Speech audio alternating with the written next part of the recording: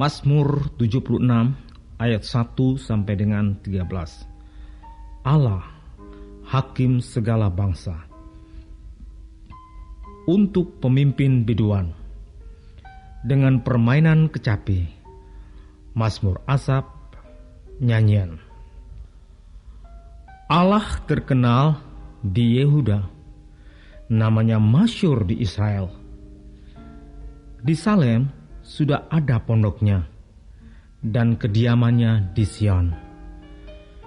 Di sanalah dipatahkannya panah yang berkilat, perisai dan pedang dan alat perang. Selah. Cemerlang engkau, lebih mulia daripada pegunungan yang ada sejak purba. Orang-orang yang berani telah dijarah, mereka terlelap dalam tidurnya. Dan semua orang yang gagah perkasa kehilangan kekuatannya. Oleh sebab hardikmu, ya Allah Yakub. Tertidur lelap baik pengendara maupun kuda. Dahsyat engkau. Siapa yang tahan berdiri di hadapanmu pada saat engkau murka? Dari langit engkau memperdengarkan keputusanmu. Bumi takut dan tertegun. Pada waktu Allah bangkit untuk memberi penghukuman, untuk menyelamatkan semua yang tertindas di bumi. Selah. Sesungguhnya panas hati manusia akan menjadi syukur bagimu, dan sisa panas hati itu akan kuperikat pinggangkan. Bernasarlah dan bayarlah nasarmu itu kepada Tuhan Allahmu. Biarlah semua orang yang di sekelilingnya menyampaikan persembahan kepada Dia yang ditakuti. Dia yang mematahkan semangat para pemimpin. Dia yang dahsyat bagi raja-raja di bumi.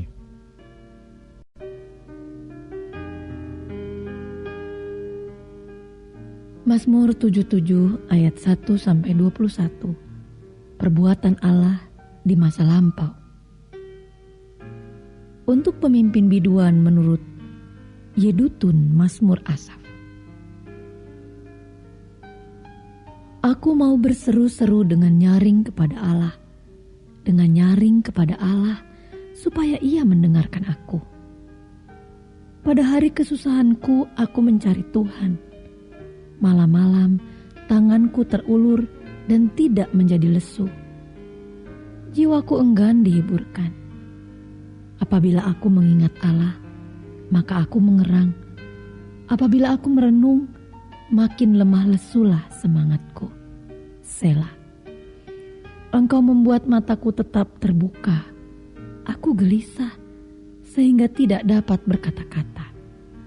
Aku memikir-mikir hari-hari zaman purbakala. Tahun-tahun zaman dahulu aku ingat. Aku sebut-sebut pada waktu malam dalam hatiku. Aku merenung dan rohku mencari-cari. Untuk selamanyakah Tuhan menolak dan tidak kembali bermurah hati lagi? Sudah lenyapkah untuk seterusnya kasih setianya? Telah berakhirkah janji itu berlaku turun-temurun? Sudah lupakah Allah menaruh kasihan atau ditutupnyakah rahmatnya karena murkanya? Selah.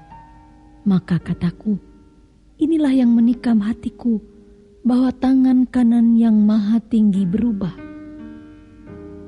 Aku hendak mengingat perbuatan-perbuatan Tuhan.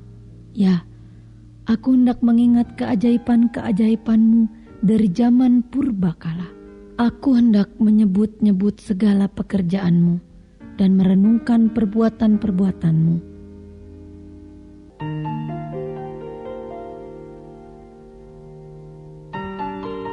Ya Allah, jalan-Mu adalah kudus.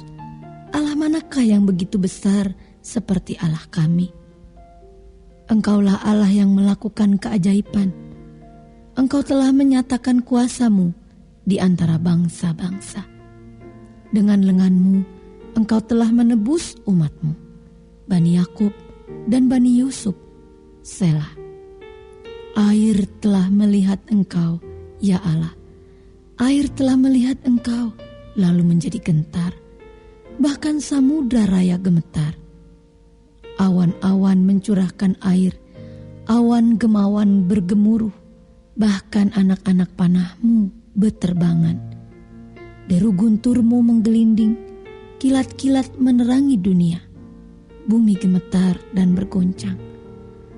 Melalui laut jalanmu, dan lorongmu melalui muka air yang luas, tetapi jejakmu tidak kelihatan. Engkau telah menuntun umatmu seperti kawanan domba, dengan perantaraan Musa dan Harun.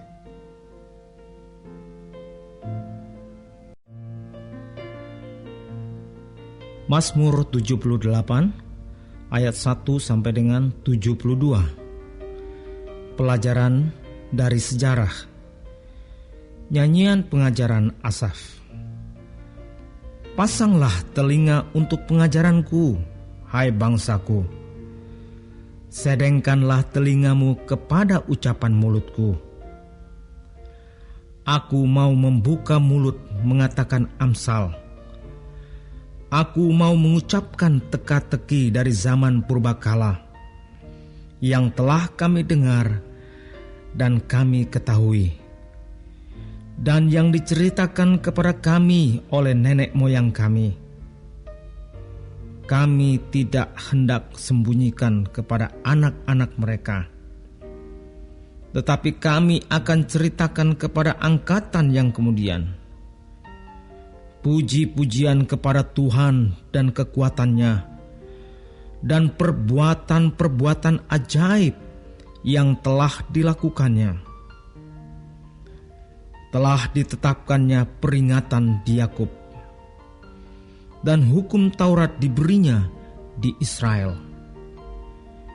Nenek moyang kita diperintahkannya untuk memperkenalkannya kepada anak-anak mereka, supaya dikenal oleh angkatan yang kemudian, supaya anak-anak yang akan lahir kelak bangun dan menceritakannya kepada anak-anak mereka, supaya mereka menaruh kepercayaan kepada Allah dan tidak melupakan perbuatan-perbuatan Allah, tetapi memegang perintah-perintahnya.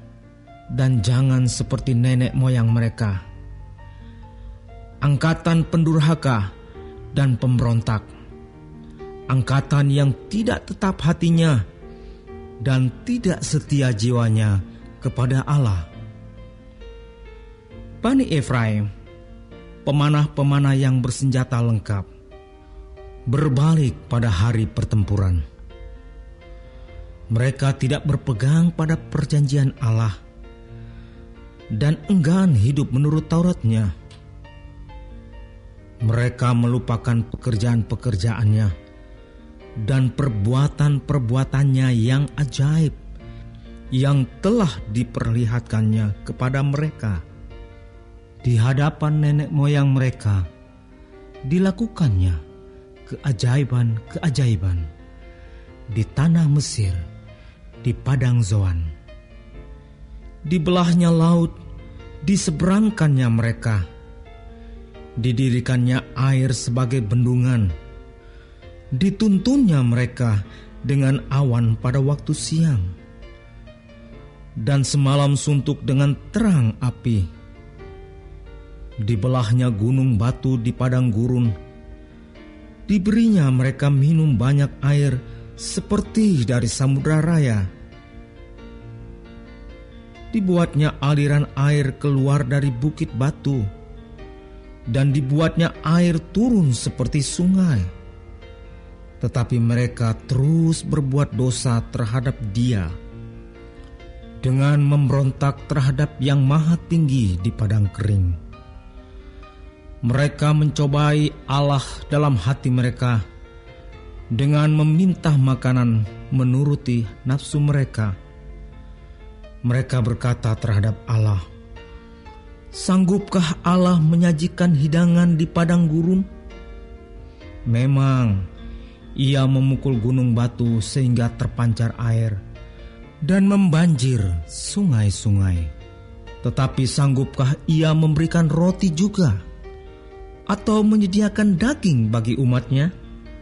Sebab itu, ketika mendengar hal itu, Tuhan gemas. Api menyala menimpa Yakub, bahkan murka bergejolak menimpa Israel, sebab mereka tidak percaya kepada Allah dan tidak yakin akan keselamatan daripadanya. Maka Ia memerintahkan awan-awan dari atas, membuka pintu-pintu langit, menurunkan kepada mereka hujan mana untuk dimakan, dan memberikan kepada mereka gandum dari langit. Setiap orang telah makan roti malaikat. Ia mengirimkan perbekalan kepada mereka berlimpah-limpah. Ia telah mengembuskan angin timur di langit dan menggiring angin selatan dengan kekuatannya.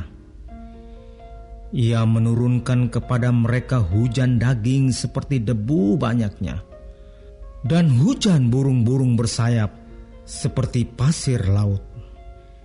Ia menjatuhkannya ke tengah perkemahan mereka, sekeliling tempat kediaman itu.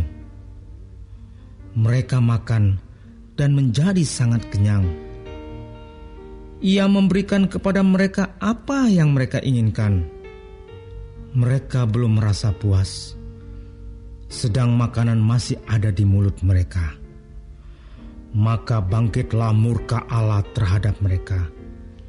Ia membunuh gembong-gembong mereka dan menewaskan teruna-teruna Israel.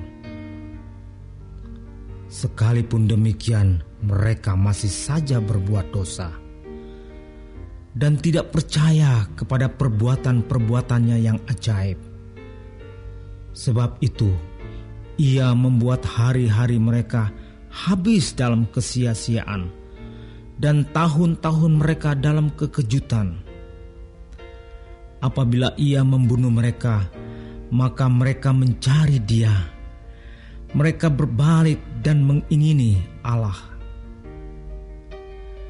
Mereka teringat bahwa Allah adalah gunung batu mereka, dan bahwa Allah yang Maha Tinggi adalah penebus mereka. Tetapi mereka memperdaya Dia dengan mulut mereka, dan dengan lidahnya mereka membohongi Dia. Hati mereka tidak tetap pada Dia, dan mereka tidak setia pada perjanjiannya. Tetapi Ia bersifat penyayang. Ia mengampuni kesalahan mereka dan tidak memusnahkan mereka. Banyak kali Ia menahan murkanya dan tidak membangkitkan segenap amarahnya. Ia ingat bahwa mereka itu daging, angin yang berlalu, yang tidak akan kembali. Berapa kali mereka memberontak terhadap Dia di padang gurun dan menyusahkan hatinya di padang belantara. Berulang kali mereka mencobai Allah, menyakiti hati yang kudus dari Israel. Mereka tidak ingat kepada kekuasaannya, kepada hari Ia membebaskan mereka daripada lawan. Ketika Ia mengadakan tanda-tanda di Mesir dan mujizat-mujizat di padang Zoan, Ia mengubah menjadi darah sungai-sungai mereka dan aliran-aliran air mereka sehingga tidak terminum. Ia melepaskan kepada mereka lalat pikat yang memakan mereka dan katak-katak yang memusnahkan mereka. Ia memberikan hasil tanah mereka kepada ulat dan hasil jerih payah mereka kepada belalang. Ia mematikan pohon anggur mereka dengan hujan batu, dan pohon-pohon ara mereka dengan embun beku. Ia membiarkan kawanan binatang mereka ditimpa hujan es, dan ternak mereka disambar halilintar. Ia melepaskan kepada mereka murkanya yang menyala-nyala, kegemasan, kegeraman, dan kesesakan, suatu pasukan malaikat yang membawa malapetaka. Ia membiarkan murkanya berkobar. Ia tidak mencegah jiwa mereka dari maut. Nyawa mereka diserahkannya kepada penyakit sampar. Dibunuhnya semua anak sulung di Mesir. Kegagahan mereka yang pertama-tama di kemah-kemah Ham. Disuruhnya umatnya berangkat seperti domba-domba. Dipimpinnya mereka seperti kawanan hewan di padang gurun. Dituntunnya mereka dengan tentram, sehingga tidak gemetar. Sedang musuh mereka dilingkupi laut. Dibawanya mereka ke tanahnya yang kudus, yakni pegunungan ini, yang diperoleh tangan kanannya.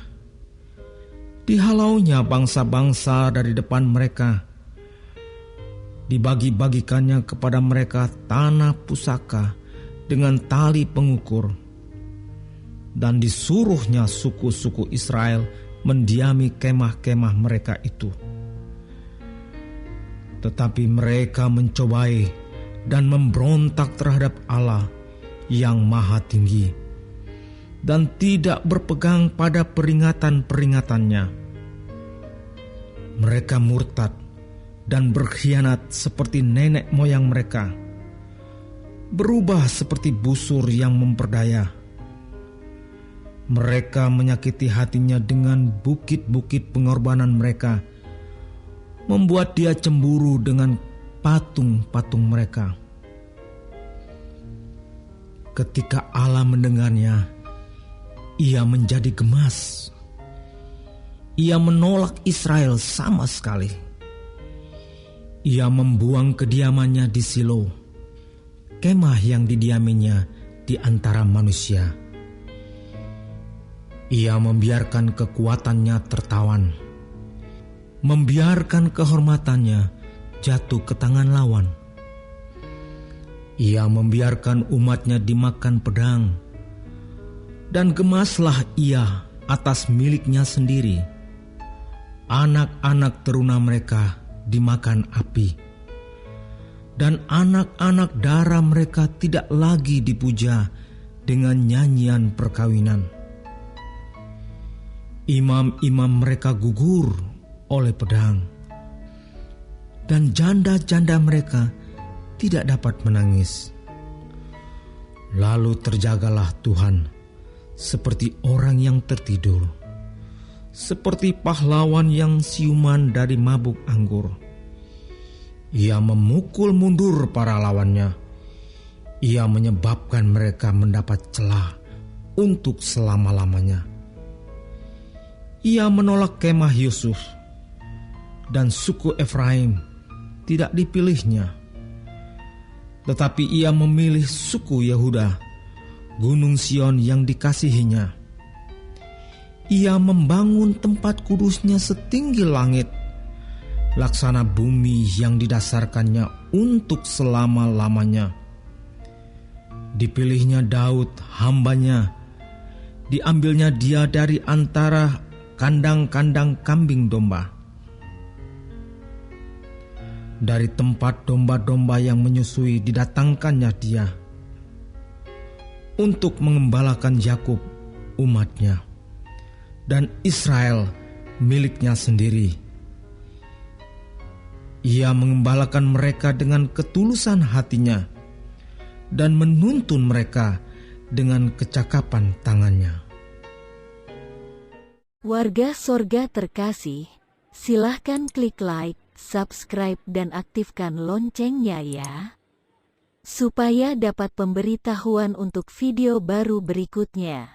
Ayo warga sorga berbuat baik jadi berkat bagi saudaranya, temannya atau siapa saja dengan membagikan video ini ya. Terima kasih. Tuhan Yesus memberkati kita warga sorga. Amin.